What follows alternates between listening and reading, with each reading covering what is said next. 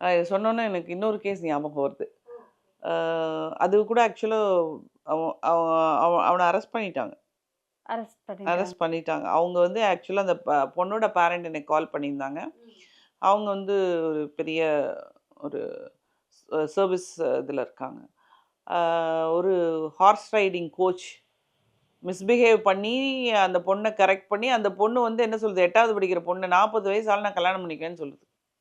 அவ்ளோ தூரத்துக்கு அந்த பொண்ணு ஆஹா. ம். அப்போ வந்து நான் வந்து பேரண்ட்ஸ்ட்ட சொன்னேன். "நீங்க எப்படி அனுப்பிச்சீங்க குழந்தைய?" அப்படின்னா, டிரைவர் போட்டு அனுப்பிச்சுடுவாங்களாம். ஆட்டோல டிரைவர போட்டு தனியா அனுப்பிச்சுருவாங்க. ஆமா.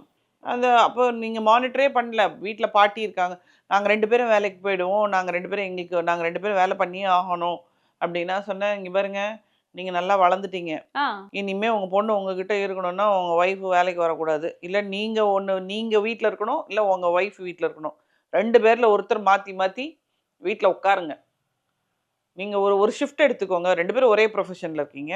இந்த டைம்ல நான் வீட்ல இருக்கணும். புள்ள ஸ்கூலுக்கு போயிட்டு வந்துருச்சா, நான் வீட்ல இருக்கணும். அதுக்கு தேவையான விஷயங்கள நாங்க தான் செய்யணும். அப்படிங்கிற விஷயத்த நீங்க இங்க கொண்டு வாங்க அப்படின்னு சொல்லி அவங்களுக்கு நான் அட்வைஸ் பண்ணேன். அ அதுக்கப்புறம் அது ஒரு போலீஸ் கேஸ் ஆகி அவர அரெஸ்ட்டும் பண்ணி அந்த நியூஸ வந்து நானு செய்தியிலயும் படிச்சேன். அந்த குழந்தை என்னவா பண்றாங்க? அவங்க she is continue studying. But அந்த குழந்தையோட பேரெல்லாம் ரிவீல் பண்ணல. பட் அந்த ஹார்ஸ் ரைடிங் ஸ்கூல் எல்லாம் இது பண்ணிட்டாங்க. ஓ! வெளியில நியூஸ்லயுமே வந்தது. வந்துருச்சு.